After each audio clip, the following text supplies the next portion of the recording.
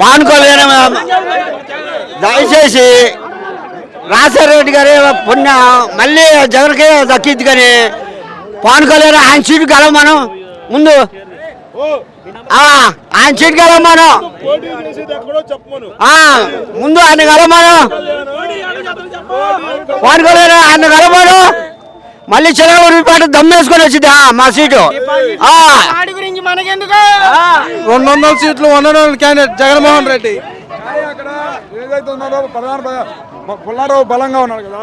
బలమే లేదు, జనమే చెబుతారు. ఇప్పుడు జనమే చెబుతారు. ఇప్పుడు చూడ మనం పుల్లారావుకే రారు సీటు, మల్లెల రాజేష్ వచ్చేది.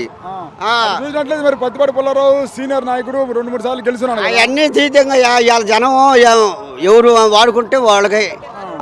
మరి మీకు ఎలా ఇప్పుడు జగన్మోహన్ రెడ్డి పథకాలు ఇవన్నీ ఎలా ఉన్నాయి? అన్ని శుద్ధంగానే బాగానే అందుతుంది. పింఛన్లు కానీ అన్ని ఎలా ఉంది? మీ చిలకలూరిపేటలో అభివృద్ధి ఎలా ఉంది? చిలకలూరిపేట బాగానే ఉంది అభివృద్ధి. ఓకే. మరి ఇప్పుడు రేపు జగన్ రేపు రాబోయే ఎలక్షన్స్ లో ఓడిస్తా ఉన్నారు చంద్రబాబు పవన్ కళ్యాణ్. ఆయన అడ్డం ఈ పవన్ కళ్యాణ్ అడ్డం పెట్టుకొని చంద్రబాబు గులకరేయాలని దమ్మేదో చూపెడతారుగా గెలవ మనం. అది కాదు, పవన్ కళ్యాణ్ అడ్డం పెట్టుకొని చంద్రబాబు అడ్డం పెట్టుకొని తిప్పుతున్నాడు.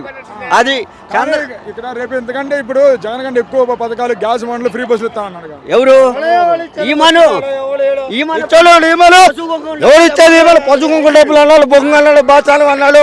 ఎవరు కట్టాడు? జనంలో డబ్బులు మొత్తం ఆడవాళ్ళు ఆడవాళ్ళు తీసుకెళ్ళి పక్కన పెట్టాడు. ఎవరు పెట్టమను పోయింటి రుణమాఫీ చేస్తానని చేయలేదుగా, అందుకనే అతనికి దెబ్బ కొడుతుంది. ఈ దెబ్బ చూసుకోమను, ఇదే లాస్ట్ ఫైనల్ చంద్రబాబు చేయమను. అది